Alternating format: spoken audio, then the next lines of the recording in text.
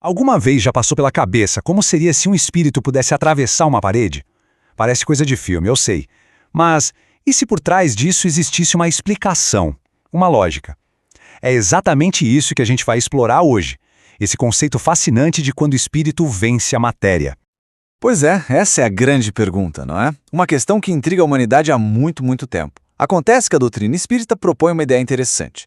Isso não seria um milagre, mas sim a aplicação de leis naturais que nós só estamos começando a entender. Para a gente conseguir entender como um espírito atravessa a matéria, o primeiro passo é deixar de lado a ideia de mágica. O espiritismo, na verdade, propõe uma estrutura bem lógica, quase como uma anatomia do milagre, para explicar aquilo que, à primeira vista, parece totalmente impossível.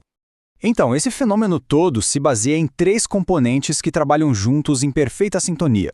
A gente tem uma fonte de energia, que é universal, uma ferramenta para conseguir manipular essa energia e, por fim, uma força para direcionar o processo todo. Vamos ver como cada uma dessas peças se encaixa. A fonte de tudo, o ponto de partida, é o que chamam de fluido cósmico universal. Vamos imaginar que ele é como uma espécie de argila cósmica, a matéria-prima de onde tudo se origina. Tanto o mundo físico denso que a gente toca, quanto as realidades mais sutis. Tudo é moldado a partir dele. Certo. Agora a ferramenta. Essa ferramenta é o perispírito. Dá para pensar nele como uma interface, sabe? Um corpo que não é nem totalmente matéria, nem totalmente espírito, ele é semimaterial. E é ele que permite ao espírito, que é imaterial, interagir com o universo físico. É a chave para manipular aqueles fluidos cósmicos que a gente acabou de falar.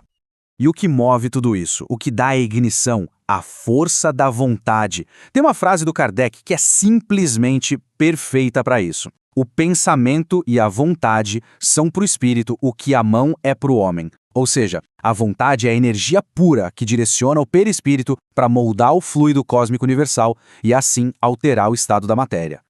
Bom, até agora vimos a teoria, né? Mas será que existem registros práticos desses fenômenos? A história nos reserva alguns relatos bem impressionantes que parecem dar vida a todos esses conceitos. E a resposta para essa pergunta, de acordo com as fontes, é um sonoro sim. E não estamos falando só de histórias contadas de boca em boca. São casos que foram estudados com muita atenção. Vamos conhecer Francisco Peixoto Lins, o Peixotinho. Ele se tornou uma figura central no Brasil quando o assunto é mediunidade de efeitos físicos. Ficou famoso por fenômenos que, na época, simplesmente desafiavam tudo que se conhecia sobre as leis da física. Nas sessões dele, não era só uma questão de ver vultos. As testemunhas relatavam espíritos totalmente materializados, com luz própria, que andavam, falavam, interagiam fisicamente, atravessavam paredes trancadas e, pasmem, até deixavam objetos para trás como prova. Olha, esse relato aqui é de arrepiar. Dizem que, em uma das sessões, uma entidade espiritual usou um tipo de aparelho gelatinoso. Ao colocar esse aparelho sobre uma pessoa, o corpo dela se tornava transparente, permitindo um diagnóstico visual dos órgãos internos, quase um raio-x espiritual. Um outro caso muito famoso é o de Carmine Mirabelli. O grande diferencial aqui foi o rigor com que os dons dele foram investigados. Os fenômenos eram documentados por comissões científicas em condições totalmente controladas. E a variedade de fenômenos registrados com ele é impressionante. O próprio médium levitando, objetos aparecendo do nada em salas fechadas, materializações atravessando paredes e até Mirabelli falando em línguas que ele comprovadamente não conhecia. E tudo isso sob o olhar atento de pesquisadores. Agora, vamos tentar fazer uma ponte com a ciência moderna. E aqui é muito importante deixar algo claro. A física quântica não está provando os fenômenos espíritas. Ok? Mas ela oferece umas analogias fascinantes que nos ajudam a talvez começar a entender esses conceitos.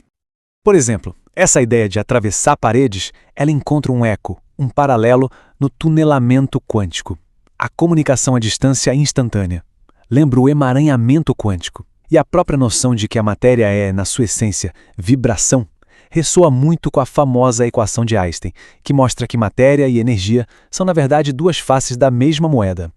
O tunelamento quântico é um fenômeno real, comprovado, mas completamente bizarro do mundo das partículas. É como se a gente jogasse uma bola de tênis contra uma parede e, em vez dela bater e voltar, ela simplesmente aparecesse do outro lado.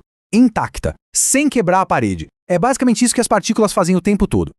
Isso não é só teoria, não. Pensa nos neutrinos, as partículas fantasma. Neste exato momento, trilhões deles estão atravessando nossos corpos e o planeta Terra inteiro sem interagir com quase nada. Isso mostra que a solidez da matéria que a gente percebe é, em grande parte, uma ilusão dos nossos sentidos. Tá, mas o que tudo isso significa, no final das contas? Porque essa capacidade de vencer a matéria seria algo importante. A resposta para isso nos leva a um significado muito mais profundo da nossa própria existência. Essa citação, atribuída a André Luiz, resume a ideia central de uma forma muito poética. A morte não existe. Há apenas mudança de vibração. Se a matéria é só energia condensada, então a morte não é um fim. É só uma transformação, uma mudança de frequência vibratória. Percebe? A capacidade de um espírito atravessar a matéria não seria uma exibição de poder, um truque de mágica. Seria um símbolo da supremacia da consciência sobre as limitações do mundo físico, a prova do progresso da alma em sua longa jornada evolutiva. A analogia da borboleta aqui é perfeita. Assim como a lagarta se liberta do casulo, o espírito, através da sua evolução, também aprende a transcender as limitações do corpo material e a se mover com mais liberdade. Então fica essa reflexão final. Se a matéria no fundo é apenas vibração, energia, quais barreiras são realmente reais? Talvez as únicas barreiras intransponíveis sejam aquelas que a gente constrói dentro da nossa própria mente. O que de fato nos impede de atravessar as nossas próprias paredes?